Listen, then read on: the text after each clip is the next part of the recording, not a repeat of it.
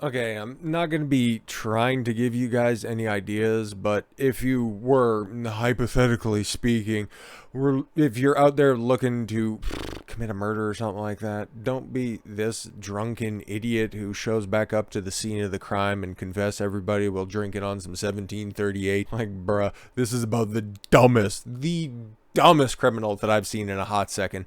Killer sentenced to 26 years after returning to the murder scene to drunkenly tell cops, "Okay, guy, you're really messing up this investigation. All right, here's what you need to know.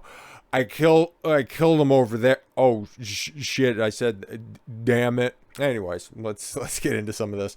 A British man was sentenced Tuesday to 26 years in prison for the murder after he was caught on body camera video stumbling back to the scene of the fatal stabbing. Oh, I just inferred it was going to be a stabbing, but there you go.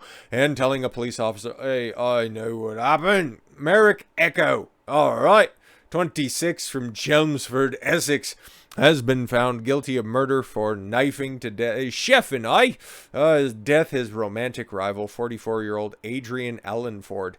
Is that a woman? Who was in bed with the defendant's ex-girlfriend. Yo.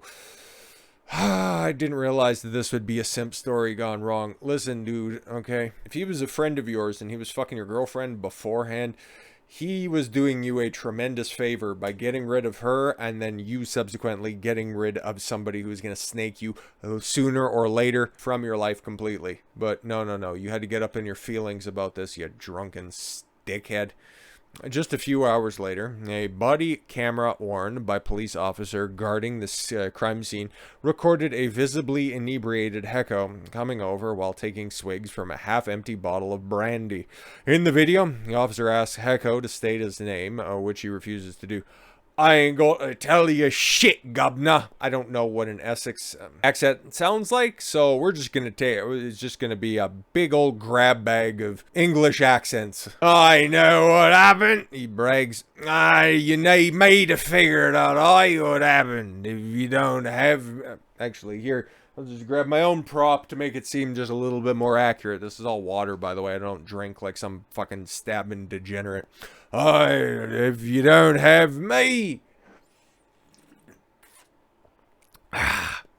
you don't know what happened." And the officer asks him to elaborate, and Hecko replies, "You just know that some guy came here, and he fucked up some guy.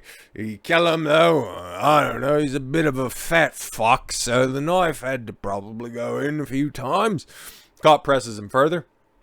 Hecko continues to insist that he knows what had happened before slurring, "You're gonna think about me and it's gonna be me because there's no proof, so fuck you." He then declares, "I know everything. This city is mine." Sure thing, pal. The recording ends with Hecko's arrest as uniformed... Yo, this dude fucking wanders up, okay? Just wanders up to a police officer. Okay, listen, my mistake. Officer, you're not gonna fucking believe this, but I know how that guy died in there. It's just between you and me, okay? But yes, the recording ends with Hecko's arrest. Everybody's shocked, right? As uniformed officers struggle to bundle the muscle-bound suspect into a police van. Listen, man, I've seen some bitch titties. Muscle-bound is not exactly the descriptor I'd go with. You should probably just lay in a little bit further into the brandy enthusiast angle, but to each their own. While Hecko was in custody, he was identified as the main suspect in Ellingford's killing. You don't say! Especially when he fucking admitted it. Now, I understand that admissions don't really go all that far at the end of the day, because there can be coerced admissions, but if you can't directly tie anybody to it, how are you going to find him guilty on anything? But yes, he becomes suspect numero uno. Prosecutors said Hecko had been in a relationship with Stephanie Bream for 7 months before they broke up. So they were already broke up and he was just mad that his ex was getting some dick, okay, that she was adding to his body count. It's like, dude, you drink, you go to the gym, allegedly. That just could be a bad angle. This is what happens, man. You need to Understand intersexual dynamics. Like, there's no two ways about it, because otherwise you just get wrapped up. Like it says right here, the man continued to be obsessed with her. Obsessed. Because you do dumb shit like that. Then you get in your feelings too much, and then you go stabbing somebody and spending 26 years in jail, which is absolutely ridiculous, because somebody could argue, and I understand that this is in the UK, so obviously the crimes, or rather the charges, are going to be a little bit different, so the sentencing guidelines might be a bit off, but you could argue that that was premeditated murder, and then you could also argue an aggravating factor, and this guy could have been going away for quite a long time, and that's going to be consistent, and yeah, that'll be something that's going to be on his record and on his mind. Over what? A piece of run-of-the-mill box in Essex? Like, bro, the world is huge. There are 4 billion women at the end of the fucking day. And you're ruining your life. You're ending somebody else's life over one of them. Fuck is wrong with you? Well, the drink is pretty obvious, I guess. Bream later began dating Ellingford, who was married with 2 sons. Okay, so she just, instead of having a whole of a loser, she decided to take a part and be the side piece of somebody's already accomplished. Hey man, like, there's a lot of truths that are coming out in this one. Oneitis is deadly. You have to kill that beta before he kills you. Not physically, it's just beta's a mindset. And that pre-selection is totally real, okay? That wedding ring, if this one's on my right hand, but if this was on the left hand, on God, if it looked like that all the time, that pre-selection is enormous. There's been guys time and time again that are married that testify to the fact that women will either hit them up in the DMs, or they'll be looking at him crossways, just thinking that, ooh, if he's good enough for one lady, you know what, I better go see what that's all about. Case in point, on the night of the murder, Ellingford was staying at Bream's home, and when he woke up in bed, saying someone was in the house. And of course, you know, being a married man, he had certain masculine responsibilities, but, you know, now he's dead because of it. A short time later, the man collapsed on the bedroom floor with a knife lodged in his back. Yo, I thought you're supposed to be this tough dude. All of a sudden, he's stabbing dudes in the back. Fucking moron. Prosecutors told Chelmsford Crown Court how Hecko broke into Bream's home while she was in bed with Ellington. Yo. The intruder took a knife from the kitchen and stabbed Ellingford with such a force that the blade struck a bone in the victim's chest and the handle broke off. Yo, okay, I take back the fact that this guy doesn't actually lift. Like, if he's going in there and he's fucking coming down with such force and fury, either that or she got her knife block from Aldi. Like that dude was pissed.